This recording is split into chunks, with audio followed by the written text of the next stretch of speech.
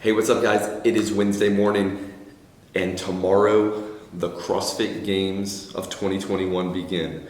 Y'all, you probably may have been watching the Olympics, but y'all, we are getting ready for the CrossFit Games, and y'all, we're starting tomorrow. And y'all, I'm not gonna sit there and go through like who I think is gonna win this and who I think is gonna win that. Y'all, but what I am gonna do is I'm gonna break down a few ways that you can use the CrossFit Games to help you. And I know we sit there and think about like, what are you talking about, Jeremy? How in the world would I use the CrossFit Games to help me? Well, y'all, we're gonna talk about that here just in a second. But y'all, before we get started, y'all hit that like button for us. Y'all, we really appreciate it. It helps our channel out so much. We're so grateful for every single like button that's hit. So y'all hit that like button, and y'all, let's get started. Y'all, I know the thought is like, why in the world, how in the world can the CrossFit Games help me? What in the world can they do for me? I'm not going. I'm not going to be a spectator. I'm not going to the games to show that I'm the fittest person on the planet. I'm far from it. So how in the world is that going to help me? Well, y'all, there's a few different ways that we can use the games and this games week and the weeks thereafter to, y'all, be an advantageous thing to us individually. Y'all, number one, y'all, and this is kind of goes without saying, y'all, let the games be something to motivate you. Let the games be something to sit there and make you want to work a little bit harder. Y'all, let them be something to make you sit there and go a little faster. Y'all, I know I used to always get in the trap of every year when the games came, or when we had regionals or something like that. I would watch regionals, or I would watch, even now with some of the sanctionals, y'all, I'll watch those, and I'll see these workouts, and I'm like, all right, I'm going to try to do that workout. I can do that one here in my gym, and I'll go do it, and y'all, my time might be horrible. But then I'll do it again because I'm like, okay, I know I could have got a better transition here, and I could have gone faster on this. I, kind of sandbagged the row a little bit. I should have pulled a little more, because at the end I still had a lot left in the tank, and I'll do it again. Y'all, it'll make me motivated to want to do better in my workouts. Even from there, if I'm not replicating one of those workouts, y'all, it just makes me want to go harder.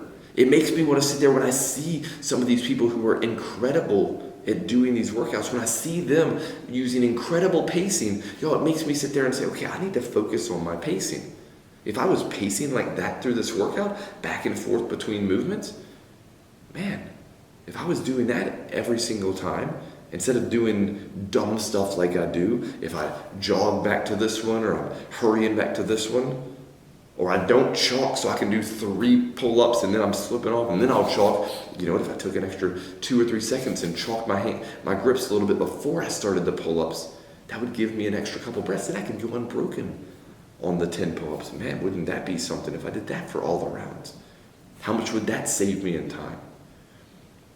So let the games, let the athletes that motivate you, let the times, let the events, let this whole atmosphere around it motivate you. Y'all, number 2, I kind of mentioned it just now, use the workouts. Y'all, there's going to be some of these workouts that, you don't have a rig where you can go do this kind of rope climber. You're not going to have, when they did the O course a few different times, you're not going to have an obstacle course you can go do. You may not have a place where you can go do some run, swim, bike, or you don't have a paddle board to go use. Y'all, okay, that's fine. But y'all, there's also going to be a ton of workouts that you can go do, that you could set up in your gym, you could set up in your garage, you could set up in your box, and you could go do those workouts. Y'all, there's nothing that says you can't. Y'all, know full well that, okay, your times may not compare. You may have to scale the weight down. It may have a 225 snatch in it. You may not be at that place, but you could do the workout with the 135 snatch, and you could still do everything else. Y'all, let those workouts be things to motivate you to try new workouts outside of your comfort zone. Listen, if you're sitting there and you're like, oh yeah, every Saturday and Sunday I'd like program my own stuff. I go to my CrossFit gym or my affiliate, Monday through Friday, but on Saturday and Sunday I kind of just figure out on my own.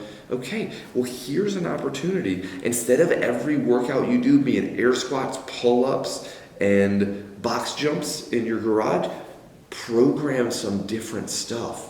Use these workouts, use these ideas in the programming that you use.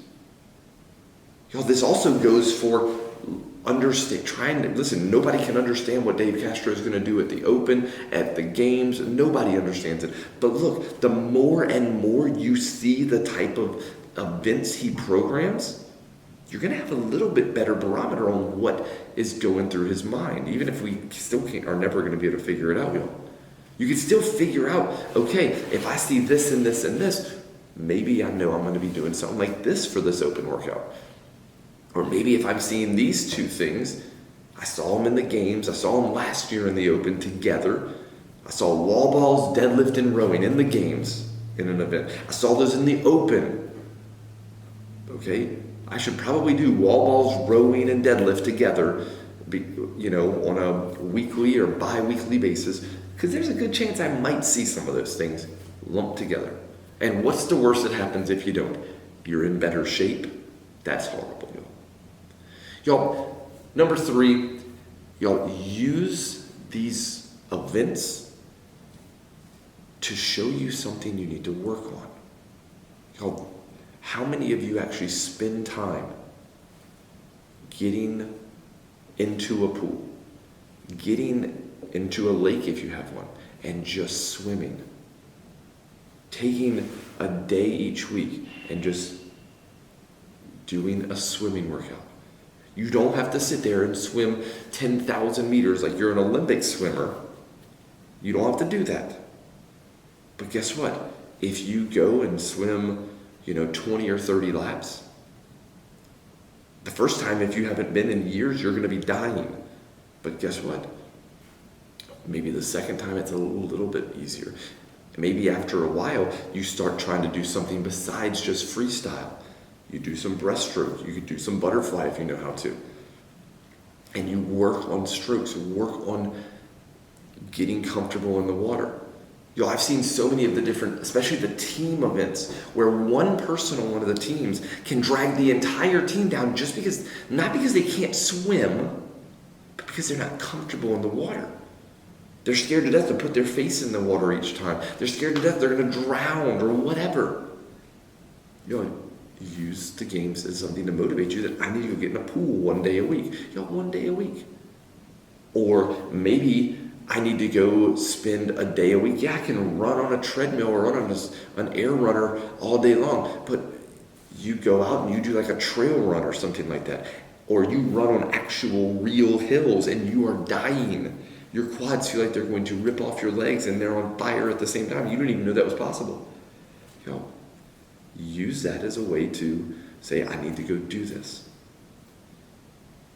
Number 4, make sure that you do not take this weekend, Thursday, Friday, Saturday, and Sunday. Hopefully you haven't already, watching the Olympics, watching all these other athletes compete in the Olympics, but especially when we get to the CrossFit Games, take the time to go do some working out. Don't be like the guy who is sitting there on his couch, some big giant bowl of Cheetos, just, a 2-liter of soda on the floor next to you, watching the CrossFit Games. That's kind of in opposition to everything we're doing here with the CrossFit Games. Make yourself go get out and do some work. Make yourself go get to the gym. You can watch a replay. All the Games events will be on things like YouTube and everything else. You can find them on there just fine. You can watch them live, but you can also go back and watch if you missed one because you were actually at the gym doing work. Do that. Number 5, use the impressiveness of these athletes. We already talked about letting all these things motivate you. Use the impressiveness of what these athletes can do as another thing to help drive you. Not because you think you're going to go meet Rich or meet Scott Panchak or meet Tia or whoever. and that's going to motivate you, and you want to be able to have something to talk to them about. But y'all, use the fact that these are the best athletes in the world, the most in shape people on the planet who are going, and for the most part, a vast majority of them are going to be peaking for this, and you're going to see like an incredible display of fitness on tap there. Y'all, use the abilities that they have, the ability to crush this workout and then go 2 hours later and crush a workout that's completely different. Y'all, use that. Y'all, it's so funny. I was sitting there talking to my son the other day, and we were talking about the Olympics, and he was asking me stuff. And I said, it's funny, back when I was growing up when I can remember in like the late 80s and the 90s, they would have the decathlon. There's 10 events, running events, throwing events like javelin, high jump, pole vault. You'd have all those different events, and whoever won the decathlon was crowned like the fittest athlete on the planet for the men and the women. Y'all, CrossFit's changed that. This is where we're going to see the fittest athlete on the planet. Y'all, part of me wonders if you take whoever wins the decathlon, will they even qualify for the games? Y'all think we probably know the answer to that.